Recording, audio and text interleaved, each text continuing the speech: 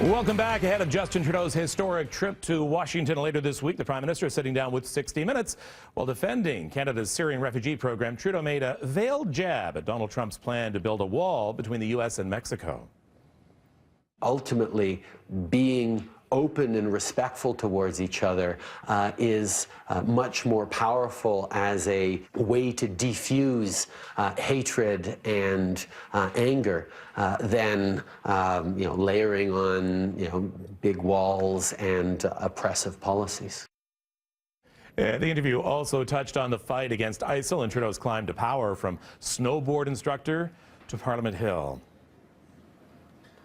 Now, let's talk about it. We always want to know, what do the Americans think of us? Adrian Lee is here from Maclean's magazine. Let's talk just about that right now. What do the Americans think of us after last night? Well, it's hard to say. I mean, the thing about the Trudeau special is, I think we as Canadians were like, ooh, let's figure it out. Let's see finally what Americans think. But at the end of the day, that segment was for Americans. We looked at that and said, ooh, they didn't really get into policy.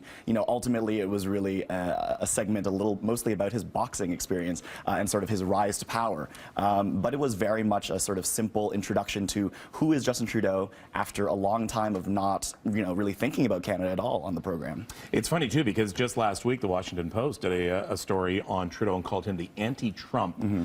And while Trudeau has said, I can't, and rightly so, it's just bad form. In fact, you're not even allowed to do that, to comment on an election going on in another country, or in the U.S. especially. However, he made this veiled reference to the wall.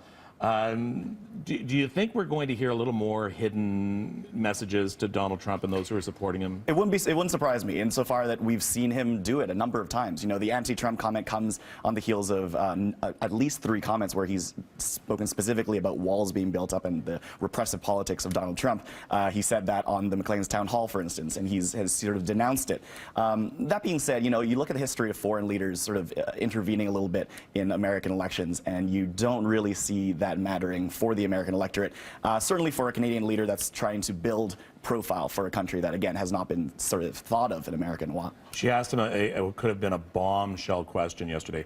What do Canadians not like about Americans? And that could have backfired on him big time. However, I think he came out with a very good response, and that was, I find the Americans need to discover the world a little bit more. And that if you watch CNN or any, Fox, it's 99% all about the primaries and the caucuses and very little about what else is happening in the world. All of a sudden, world news stopped. Mm-hmm. Do you think would you give him a pass or fail on that answer? Well, it's kind of ironic in the sense that 60 Minutes then went ahead and suggested that Margaret Trudeau was Kim Cattrall. It was kind of like saying, oh, Kim from Canada, yeah, she's the Prime Minister's mom.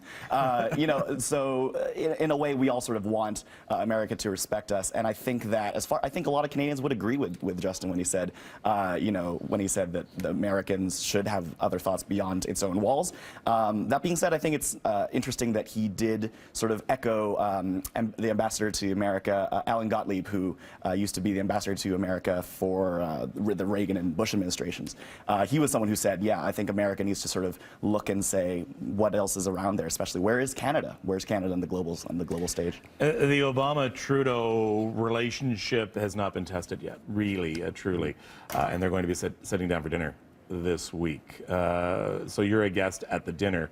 Which way is the conversation going to go, do you think?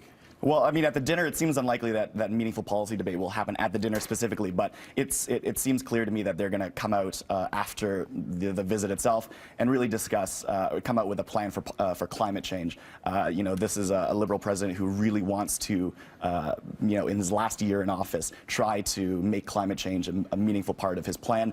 Justin Trudeau has, come out of Paris and said a lot of good things about Canada's place in, figuring climate change as well. I think it wouldn't surprise me if that was the leading situation that came out of the Washington visit. Do you think they'll talk Obamacare? Do you think that he might help him get him some advice on how to save it? I think, frankly, given the nature of the Supreme Court, I think Obamacare seems fine, seems in good hands. But at the end of the day, though, the Obama visit, the visit right now is good, and it's going to be hard work. But I think the real hard work comes in a year when it's a different president and a president they're going to have to work. Trudeau's going to have to work with for another 4 years. I think in the end, CBS didn't talk anything about the size of his hands, so I guess we're okay. But right. His boxing fist, though. That's right. Yeah. True.